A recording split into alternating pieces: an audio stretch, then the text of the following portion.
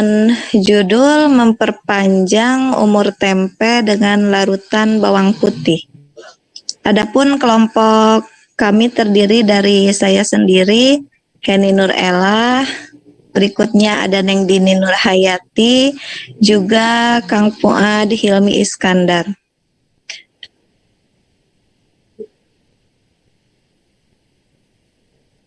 Definisi masalah dari yang akan kami bahas, adanya seorang wirausahawan tempe yang kerap sekali mengalami kerugian besar akibat karena pembusukan tempe dalam waktu yang cepat, sehingga terjadinya kerugian yang kadang bahkan modalnya pun tidak kembali. Wirausahawan tempe tersebut yang kami kunjungi ada di daerah Cikunir. Adapun faktor penyebab dari cepatnya membusuk tempe itu akibat dari satu pencucian yang kurang bersih, juga faktor suhu lingkungan. Kami mengatasinya dengan metode cooking dari bahan alami pengekstraan bawang putih.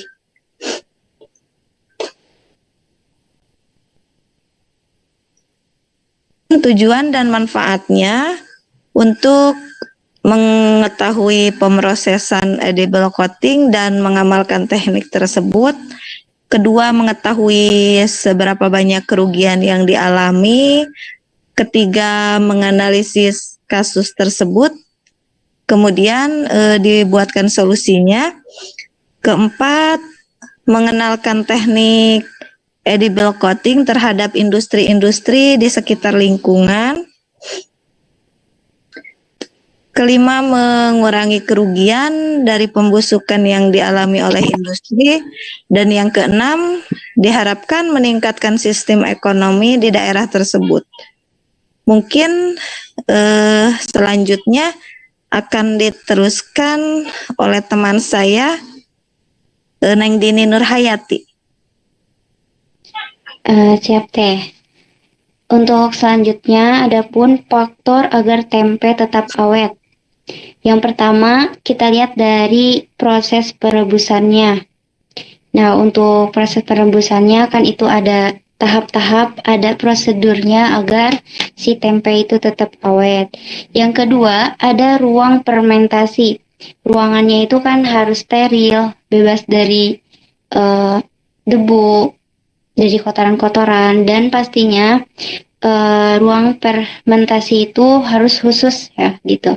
Terus yang ketiga ada kadar air kedelai. Nah, untuk kadar airnya ini tuh pasti ada takarannya. Pasti diukur seberapa banyak, seberapa besar sesuai dengan pembuatan tempenya itu. Kemudian yang keempat ada pematusan kedelai. Dan selanjutnya ada suhu ruangan. Tentunya dalam pengawetan tempe ada suhu tertentu di mana si tempe itu agar tetap awet disesuaikan sama ruangannya.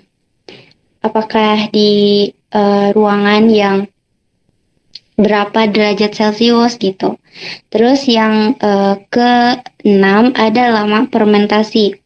Lama fermentasi itu biasanya dilakukan sesuai lama pembuatannya gitu. Terus yang selanjutnya jenis bahan pembuatan tempe tentunya. Ada beberapa bahan dasar gitu. Ada dari kedelai, ada dari kacang, dan ada dari bahan-bahan lainnya gitu. Nah, dan untuk selanjutnya ini ada pemilihan konsep ataupun solusi yang menjadi masukan dari kita gitu, kelompok kita untuk kewirausahaan. Yang pertama itu ada satu ya, menggunakan edible coating. Nah, dari penggunaan konsep ini ada beberapa fungsi. Yang pertama, sebagai pelindung atau perpindahan massa. Bisa disebut juga kelembapan oksigen, cahaya, lipid, sama zat pelarut. Terus yang kedua itu merupakan barir terhadap uap dan pertukaran gas O2 sama CO2. Kemudian meningkatkan fungsi penanganan, mencegah kerusakan makanan akibat penanganan mekanik. Yang keempat, pembawa zat aditif atau zat antimikroba dan antioksida pada bahan. Dan yang terakhir, pastinya membantu mempertahankan integritas struktural dan mencegah hilangnya senyawa-senyawa volatil gitu. Nah, untuk lebih jelasnya kita akan dilanjutkan oleh anggota satunya, Ahilmi. Untuk waktunya dipersilahkan. Baik, terima kasih kepada Teh Dini untuk memberikan waktu dan tempat untuk memaparkan poin yang selanjutnya. Poin yang selanjutnya yaitu metode rinci. Tadi sudah disinggung dalam pemilihan solusi. Pemilihan solusi itu ada banyak poin-poinnya. Yang terutama dalam edible coating itu ada pada umumnya dalam edible coating itu pembungkusan suatu produk atau makanan dalam pembungkusan tersebut menggunakan bahan-bahan atau zat adiktif, zat antimikroba atau yang lainnya dan aman untuk dikonsumsi. Nah, namun dalam metode kami kali ini, pemilihan metode yang kami akan gunakan yaitu dalam pemilihan solusi tadi ada di dalam poin yang keempat, yaitu zat antimikroba. Zat antimikroba ini adalah larutan bawang putih yang nantinya akan digunakan sebagai bahan pengawet untuk ketahanan tempe. Berikut adalah bahan-bahan dan alat yang digunakan untuk menciptakan larutan bawang putih. Yang pertama, bawang putih secukupnya. Yang kedua, pisau. Yang ketiga, wadah. Yang keempat, kantung kresek. Yang kelima, pelarut. Untuk yang selanjutnya yaitu masuk ke dalam alur proses pembuatan larutan bawang putih. Yang pertama, siapkan bawang putih dengan jumlah yang dibutuhkan. Tergantung kebutuhannya. Yang kedua, yaitu mencuci bawang putih sebersih mungkin. Ini bertujuan agar si bawang tersebut tidak mudah membusuk, dan kemudian tiriskan dengan tisu supaya sama tujuannya, yaitu agar tidak cepat membusuk si bawang tersebut. Dan kemudian yang keempat, memotong bawang dengan ukuran 0,9 cm. Kenapa demikian? Karena pemotongan tersebut dipotong sekecil 0,9 cm agar si bawang bisa cepat atau tidak terlalu lama mengeringkan bawang tersebut. Kemudian yang kelima, yaitu setelah diiris tipis-tipis, ditiriskan adalah setelah sebelumnya mungkin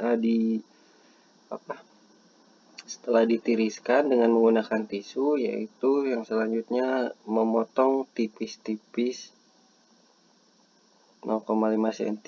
Setelah adalah menguraikan hasil irisan bawang tersebut ke dalam wadah yang datar. Kenapa wadah yang datar? Bertujuan untuk lebih mudah menyerap atau mengeringkannya. Kemudian yang ke-6, dijemur dengan cukup memakan waktu. Kemungkinan dalam kekurangan dalam metode kami ini yaitu dalam waktunya, memakan waktu yang banyak. Di dalam metode kami diwajibkan menjemur hasil irisan bawang tadi yaitu sekitar 2-3 hari. Dan kemudian yang selanjutnya setelah dijemur, pastikan irisan bawang tersebut terlihat kecoklat-coklatan. Hal tersebut menandakan bahwa bawang tersebut sudah kering sempurna. Kemudian yang ke-8 yaitu bawang hasil dari penjemuran tuangkan ke dalam sebuah wadah seperti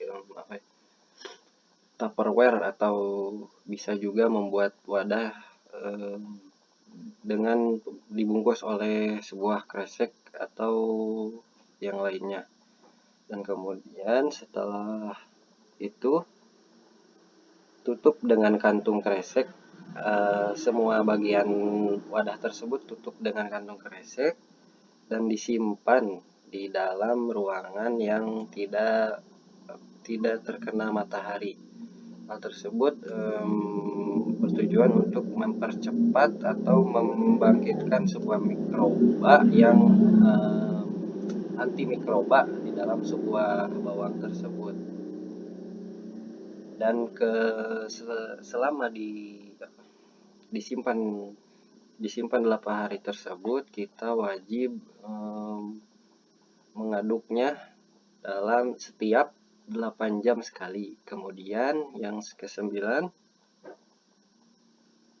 setelah 5 hari, air larutan pastikan berubah warna menjadi air putih susu, dan pastikan cairan tersebutlah yang akan digunakan untuk bahan pengawet tempe. Nah, sebelum digunakan untuk pengawet tempe, kita terlebih dahulu memisahkan bawang dan airnya, disaring memisahkan bawang dan airnya, dan kemudian yang kita akan gunakan untuk pengawet tempe tersebut yaitu sebuah larutannya atau airnya, dan kemudian bisa kita gunakan dan ulaskan sedikit kepada bungkus tempe tersebut dan lihat hasilnya.